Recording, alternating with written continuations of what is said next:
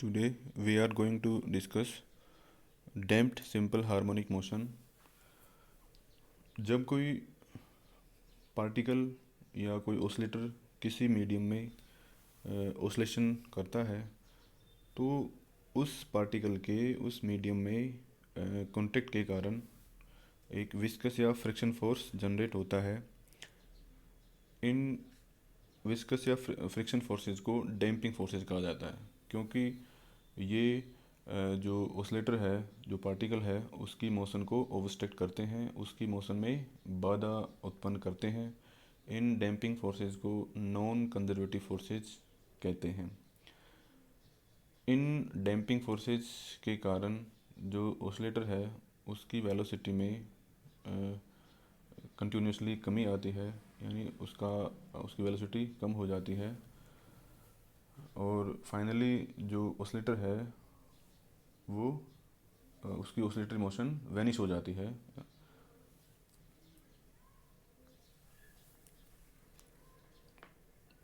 In the absence of frictional और viscous forces means damping forces, when a particle oscillates about a fixed position, the amplitude and energy of the oscillator both remain constant with respect to time। यानी यदि किसी oscillator के motion में friction forces, ये damping forces absent हो, तो उस case में उस ऑसिलेटर की एम्पलीट्यूड और एनर्जी है वो कांस्टेंट रहती है विद रिस्पेक्ट टू टाइम। लेकिन प्रैक्टिकली ऐसा पॉसिबल नहीं है। प्रैक्टिकली जो ऑसिलेटरी मोशन है उसमें जो रिस्टोरिंग फोर्स है उसके साथ साथ डैम्पिंग फोर्सेस भी लगते हैं। यानी किसी ऑसिलेटरी मोशन में दो तरह के फोर्सेस लगते हैं, एक है रिस्टोरिंग फोर्स और सेकंड है फ्रिक्शनल और विस्कस फोर्स। तो यहाँ पर सेकंड वाला है उसको हम कलेक्टिवली डैम्पिंग फोर्स भी कहते हैं।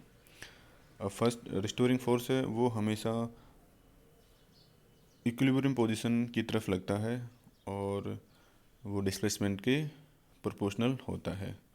तो यहाँ पर यदि x डिस्प्लेसमेंट है तो रिस्टोरिंग फोर्स हो जाएगा F R equals to minus K X, जैसा कि हम इस इक्वेशन से देख रहे हैं। सेकंड है वो फ्रिक्शनल फोर्स या विस्कस फोर्स है। यह पार्टिकल की मोशन को ऑब्स्ट्रक्ट करता है, उसमें बाधा पहुंचाता है और यह ऑसिलेटर है उसकी जो वेलोसिटी है उसके प्रोपोर्शनल होता है। F D equals to minus lambda V. यहाँ पर वी को हम D X upon D T से रिप्लेस कर सकते हैं। तो और यहाँ पर लैम्बडा है वो डैम्पिंग कांस्टेंट है। तो किसी ऑसिलेटर पर टोटल रिजल्टेंट फोर्स है वो लगेगा F equals to F R plus F D, restoring force plus damping force. इसको हम इस तरह से लिख सकते हैं। यहाँ पर इसकी जो इक्वेशन ऑफ मोशन है डैम्प्ड हार्मोनिक ऑसिलेटर की, उसको हम इस तरह से लिख सकते हैं, क्योंकि यहाँ पर एफ को हम M D square X upon D T square लिख सकते हैं। फाइनली इसको रीअरेंज करेंगे तो इक्वेशन फर्स्ट हमें मिल जाएगी। Let 1/2 equals to lambda upon M equals to 2r and k upon M equals to omega naught square. ये लेट करने के बाद में इसको इक्वेशन फर्स्ट में पुट करेंगे तो हमें इक्वेशन 2 मिलेगी। अब इक्वेशन 2 क्योंकि एक डिफरेंशियल इक्वेशन है सेकंड ऑर्डर, तो इसका सॉल्यूशन है वो हम ये मान लेते हैं x इक्वल्स टू ई की पावर एल्फ़ा टी। इसका सॉल्यूशन ये मानने पर हम इसको डिफ्रेंशिएट करते हैं तो D X upon D T वो ये मिल जाएगा एल्फ़ा एक्सपोनेंशियल एल्फ़ा टी, और इसको डिफ्रेंशिएट करेंगे अगेन तो ये वाली इक्वेशन मिल जाएगी। इसको हम इक्वेशन 2 में पुट करेंगे वापस से तो हमें ये इक्वेशन मिलेगी। अब क्योंकि यहाँ पर ई की पावर एल्फ़ा टी है वो तो ज़ीरो हो नहीं सकता, तो उस केस में ये वाली टर्म ज़ीरो हो जाएगी और इसका सॉल्यूशन हमें ये मिल जाएगा इक्वेशन 3 से द्विआचार्य फॉर्मूले से। अब क्योंकि हमारे पास में यहाँ पे अल्फ़ा की दो वैल्यू है, एक प्लस में है और एक माइनस में है, तो there are two solutions of equation 2, so x equals to this one. Equation 4 से हम जो इक्वेशन 2 है उसका सॉल्यूशन लिख सकते हैं। अब यहाँ पर तीन कंडीशंस है कि जब r है वो लेस देन ओमेगा नोट हो, r नियरली ओमेगा नोट के इक्वल हो और r greater than omega note हो। हम तीनों कंडीशन को देखेंगे।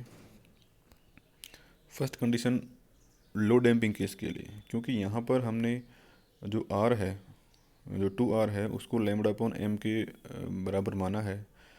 तो लो डैम्पिंग केस में क्योंकि लैम्बडा डैम्पिंग कांस्टेंट है, तो लो डैम्पिंग के केस में लैम्बडा कम होगा, मीन्स r कम होगा। तो यहाँ पर r less than omega naught low damping वाला केस होगा। इस केस में r under root R square minus omega naught square है, उसको हम इस तरह लिख सकते हैं, आयोटा इसमें से निकाल करके आयोटा ओमेगा दिस वन, और omega equals to under root omega naught square minus R square, ये पॉजिटिव क्वांटिटी हो जाएगी और this one is iota. From equation 4 हम फाइनली इक्वेशन ये वाली लिख सकते हैं, क्योंकि e की पावर एक्स टी है, आई एक्स टी है, उसको हम कोस एक्स प्लस आई साइन एक्स लिख सकते हैं। तो इसको रीअरेंज करेंगे, इक्वेशन 5 में मिल जाएगी। क्योंकि यहाँ पर a प्लस बी और आई ए माइनस बी है वो रियल क्वांटिटी है, तो इसको हम इस तरह लिख सकते हैं। फिर ये फॉर्मूला बन जाएगा साइन ए कोस बी प्लस कोस ए साइन बी। तो इसको फाइनली हम इक्वेशन 6 से रिप्रेजेंट कर सकते हैं। अब इक्वेशन 6 में यदि हम एक्सपोनेंशियल माइनस आर टी को ओमिट कर दें तो यह इक्वेशन हो जाएगी x equals to X naught sine omega T plus psi. ये इक्वेशन सिंपल हार्मोनिक ऑसिलेटर की इक्वेशन है, लेकिन इक्वेशन 6 में e की पावर माइनस आर टी आ रहा है, जो दिखा रहा है कि एम्पलीट्यूड है वो डिक्रीज हो रहा है with respect to time. So in low damping case the motion of oscillator is simple harmonic motion with decreasing amplitude, यानी टाइम के अनुसार इस ऑसिलेटर का एम्पलीट्यूड कम हो रहा है। ये इक्वेशन 6 से शो हो रहा है। नाउ सेकंड केस है, उसमें जो डैम्पिंग कांस्टेंट है वो नियरली ओमेगा नोट के इक्वल है, यानी बहुत कम अंतर है आर और ओमेगा नोट में। तो इस केस में root R square minus omega naught square है, उसको हम एस ले सकते हैं, जो कि नियरली जीरो के बराबर है। इस इक्वेशन में, इस केस में जो इक्वेशन 4 है उसको हम इस तरह लिख सकते हैं इक्वेशन 4 को। यहाँ पर under root R square minus omega naught square है, उसको एच से रिप्लेस कर दिया, तो ये इक्वेशन मिल गई। इसके बाद में इसको सोल्व किया तो हम जो एक्सपोनेंशियल टर्म है उसको एक्सपोनेंशियल करेंगे उसका, तो हमें सबसे ऊपर वाली इक्वेशन मिल जाएगी। क्योंकि यहाँ पर h है उसकी वैल्यू बहुत कम है, तो इसलिए एच स्क्वायर और उसकी हायर टर्म है वो नेगलेक्ट मान सकते हैं हम। तो फाइनली हम इक्वेशन 9 को गेन करते हैं, x इक्वल्स टू ई की power minus R T P plus Q T. यहाँ पर क्योंकि एच स्क्वायर की टर्म्स तो रहेगी नहीं, तो ए प्लस बी है उसको पी और ए माइनस बी एच है उसको क्यू से रिप्रेजेंट किया है। अब इस केस में जो क्रिटिकली डैम्प्ड वाला केस है उसमें उसके लिए यदि डिस्प्लेसमेंट x और टाइम t में ग्राफ खींचें तो ये ग्राफ मिलेगा, ऊपर वाला ग्राफ मिलेगा। इसमें ये दिखाता है कि जब t की वैल्यू बहुत कम होती है, t की वैल्यू इनिशियली बहुत कम होती है, तो उस केस में जो सेकंड टर्म है p प्लस क्यू टी, उसके कारण पहले जो x है उसकी वैल्यू बढ़ती है, यहाँ पर दिख रहा है जो कि।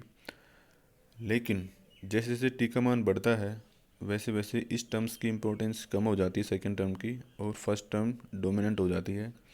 यानी जैसे जैसे t का मान और अधिक होता है तो e की पावर माइनस आर टी के कारण जो x की वैल्यू है वो कम हो जाती है और रैपिडली डीके हो जाती है। और फाइनली ये 0 को अचीव कर लेती है इस तरह से यहाँ पर।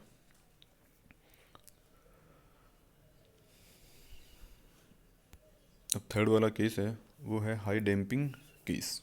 इस केस में R greater than omega naught होता है, क्योंकि ये पॉजिटिव क्वांटिटी होगी इस केस में root R square minus omega naught square, तो उसको हम गामा से रिप्रेजेंट करेंगे। यहाँ पर इक्वेशन 5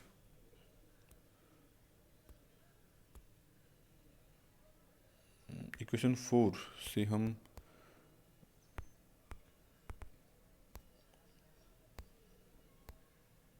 ये इक्वेशन निकालेंगे। ये इक्वेशन इसको हम रीअरेंज कर सकते हैं कि जो ए प्लस बी है इसको हम इस इक्वेशन को इस तरह से रिप्रेजेंट कर सकते हैं। फाइनली जो हाइपरबोलिक है कोस हाइपरबोलिक एक्स और साइन हाइपरबोलिक एक्स उसको हम रिप्लेस कर सकते हैं इससे, क्योंकि यहाँ पर जो A plus B equals to X naught sine hyperbolic five और ए माइनस बी एक्स को हाइपरबोलिक फाइव है उसको हम फाइनली इस इक्वेशन से दिखा सकते हैं, दिस वन।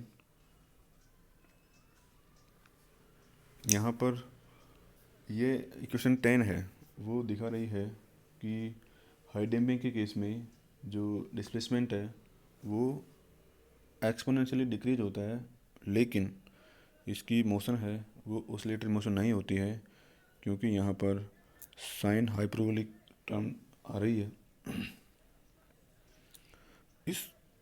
इसको इस फिगर में दिखाया गया है, जो सेकंड वाला ग्राफ है उसमें इस फिगर में दिखाया गया है इसको। Thank you.